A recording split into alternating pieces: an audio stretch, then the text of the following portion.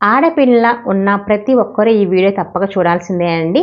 మీ ఇంట్లో ఆడపిల్ల ఉంటే ఏదో ఒక రోజు పుష్పవతి అవ్వాల్సిందే. కాబట్టి మీ అమ్మాయి పుష్పవతి అయినప్పుడు ఏ నియమాలు పాటించాలో ముందుగానే తెలుసుకోవటం వల్ల ఎంతో అవసరం కూడా మనకి. ఆడపిల్లలు ఏ రోజున పుష్పవతి అయితే మంచిది, పుష్పవతి అయినప్పుడు ఎలాంటి నియమాలు పాటించాలి, ఎలాంటి దుస్తుల మీద పుష్పవతి అవ్వాలి, ఏ రోజు పుష్పవతి అయితే మంచిది, ఇలాంటి వీడియోస్ అన్నీ ఎలా కూర్చోపెట్టాలి అనే విషయాల గురించి ఈ వీడియో అనమాట. చివరి దాకా చూడండి. మీ అమ్మాయి కనుక ఉదయం 5 గంటల నుంచి సాయంత్రం 4 గంటల మధ్యలో పుష్పవతి అయితే అది చాలా శుభ సమయం.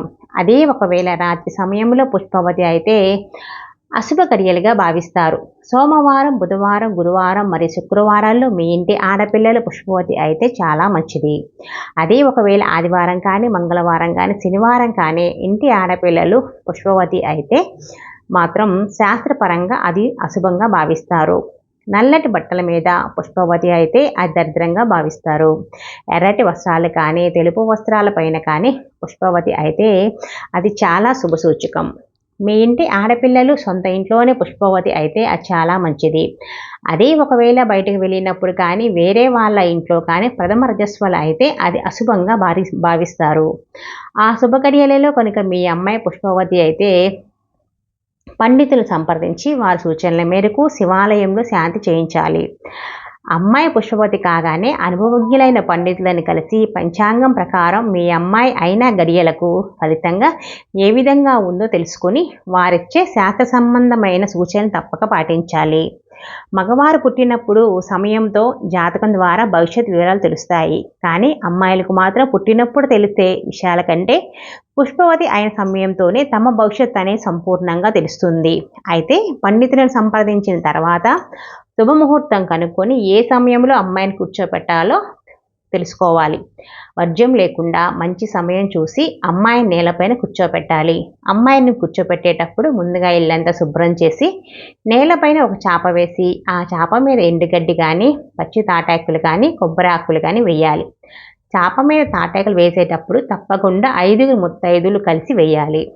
ఈ ఆకుల మీద తెలుపు రంగు దుప్పటి కానీ, తెలుపు రంగు చీర కానీ వేయాలి. తర్వాత 5 ముత్తైదులు కలిసి తాటాకుల చివర్లలో 4 వైపులా కొబ్బరి చిప్పలు పెట్టి అందులో నానబెట్టిన శనగలు, అక్షంతలు, పువ్వులు వేయాలి. తర్వాత తాటాకులతో ఒక చిన్న బొమ్మలాగా తయారు చేసి ఆ బొమ్మకు చీర కట్టి బొట్టు పెట్టి పుష్పవతి అయిన అమ్మాయి చేతిలో పెట్టాలి. పుష్పవతి అయిన అమ్మాయికి పొడుగు బొట్టు పెట్టాలి. గుండ్రంగా ఉండే బొట్టు మాత్రం అస్సలు పెట్టకూడదు. పుష్పవతి అయిన అమ్మాయి ముఖానికి నిండుగా పసుపు, కాళ్ళకు పసుపు రాసి పారాని పెట్టాలి.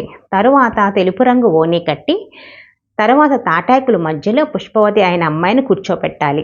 అమ్మాయిని కూర్చోపెట్టేటప్పుడు తప్పకుండా 5 ముత్తైదులు కలిసి కూర్చోపెట్టి అమ్మాయి తలపైన అక్షంతలు అయితే వేయాలి. పుష్పవతి అయిన అమ్మాయిని కూర్చోపెట్టేటప్పుడు తూర్పు దిశలో మాత్రమే కూర్చోబెట్టాలి. అమ్మాయిని కూర్చోబెట్టిన తర్వాత తాటాకుల మీద 5 చిమ్మిరి లడ్డూలు వేయాలి. తర్వాత పుష్పవతి అయిన అమ్మాయికు 3 చిప్పల నిండా నెయ్యి తాగించి 3 చిమ్మిరి లడ్డూలు తినిపించాలి. తర్వాత ఇంటికి వచ్చిన ముత్తైదులందరికి కూడా అమ్మాయికి హారతి ఇచ్చి కుంకుమ బొట్టు పెట్టి అక్షంతలు వేయాలి. అమ్మాయికి హారతి ఇచ్చేటప్పుడు మంగళకరమైన పాటలు పాడాలి. చివరగా ముత్తైదులకు తాంబూలం ఇచ్చి పంపించాలి. పుష్పవతి అయిన మొదటి 3 రోజులు పులగాన్నం వండి పెట్టాలి. పులగాన్నం ఎలా వండాలి అంటే బియ్యంలో పెసరపప్పు వేసి వండాలి.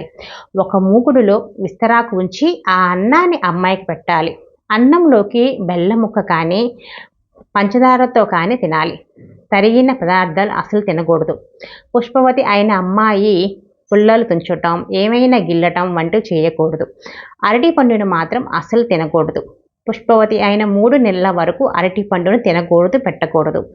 ఆడపిల్ల పుష్పవతి అయినప్పుడు బట్టలు మార్చుకోకూడదు. అవే బట్టలతో కూర్చోవాలి. ఎవరిని తాకకుండా జాగ్రత్తగా ఉండాలి. మొదటి 3 రోజులు అయిన అమ్మాయి కాటుక పెట్టుకోకూడదు, స్నానం చేయించకూడదు, పగటిపూట నిద్రపోకూడదు, నేలపైన గీతలు గీయకూడదు. మొదటి 3 రోజులు ఉదయం సాయంత్రం అమ్మాయికి హారతి ఇచ్చి చిమ్మి లడ్డూలను తినిపించాలి. ఇక తినకూడని పదార్థాల విషయాలకు వస్తే వంకాయ, గోంగూర, తరిగిన ఆహార పదార్థాలు, అరిసె, జున్ను తినకూడదు. ఆవు పాలు, పెరుగు, మజ్జిగ ఉపయోగించరాదు. చిమ్మీ లడ్డూలు స్వీట్లు తినవచ్చు, పరమాన్నం తినచ్చు. కారంగా ఉండే ఆహారం అస్సలు తినకూడదు. అమ్మాయి పుష్పవతి అయినప్పుడు చిమ్మీ లడ్లుని ఎంతమందికి దానం చేస్తే అంత మంచిది. ఏదైనా గుడి ముందు ఉన్న వాళ్ళకు కూడా చిమ్మీ లడ్లు మనం పంచవచ్చు. వరుస స్నానం ఎప్పుడు చేయించాలంటే 4, 7, 9, 11 రోజుల్లో చేయించాలి. ముత్తైదుల చేత 4వ రోజున అమ్మాయికి స్నానం చేయించాలి. అమ్మాయికి స్నానం చేయించిన తర్వాత గదిని అంతా శుభ్రంగా తుడిచి పసుపు నీళ్ళు చల్లి శుద్ధి చేయాలి. 4వ రోజున అమ్మాయికి స్నానం చేయించిన తర్వాత 5 ముత్తైదులను పిలిచి భోజనాలు పెట్టాలి. భోజనాల్లో తప్పనిసరిగా ఒక పులుసు కూర, ఏదైనా ఒక పచ్చడి, ఒక స్వీటు, పప్పు, బచ్చలి కూర అట్లు ఉండేలా చూడాలి. భోజనం తర్వాత ముత్తైదువులకు తాంబూలం ఇచ్చి జాకెట్ ముక్కలు పెట్టాలి.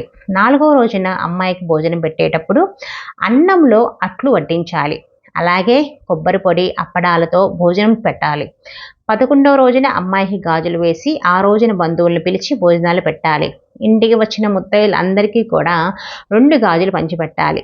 ఇక తిథుల పరంగా చూసుకున్నట్లయితే తదియ, పంచమి, సప్తమి, దశమి, ఏకాదశి, త్రయోదశి, పూర్ణిమ ఈ తిథుల్లో పుష్పవతి అయితే చాలా మంచిది.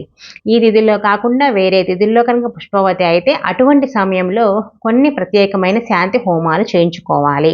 అలాగే నక్షత్రాల పరంగా చూసుకున్నట్లయితే రోహిణి, ఆరుద్ర, పుష్యమి, ఉత్తర, స్వాతి, విశాఖ, అనురాధ, మూల, శ్రవణం, ధనిష్ట, శతభిషం, రేవతి ఈ నక్షత్రాల ప్రథమ రజస్వలు అయితే చాలా మంచిది. అలాగే వస్త్రాన్ని బట్టి కూడా ఫలితం మంచిగా ఉంటుంది. మొదటిసారి పుష్పవతి అయినప్పుడు తెలుపు రంగు వస్త్రం ఉన్నట్లయితే చాలా మంచిది. అలాగే సూర్యగ్రహణం ఉన్నప్పుడు కానీ, చంద్రగ్రహణం ఉన్నప్పుడు కానీ, సంక్రమణం రోజు కానీ, దుర్ముహూర్తంలో కానీ ప్రథమ రజస్వలు అయినప్పుడు దానికి సంబంధించిన శాంతి అయితే చేయించుకోవాలి. అమ్మాయి మొదటిసారి పుష్పవతి అయిన తర్వాత మరలా 2 సార్లు నెరసరి వచ్చేంత వరకు ఊరి పొలిమేర దాటకూడదు. ఒకవేళ మంచి రోజు కాకపోయినా అశుభమైన వేద పండితుల సూచన మేరకు శాంతి హోమాలు, కర్మలు, పూజలు చేస్తే సరిపోతుంది. తద్వారా మీ అమ్మాయికి అంత శుభమే జరుగుతుంది. ఈ వీడియో మనకు నచ్చితే లైక్ చేసి కామెంట్ చేయండి.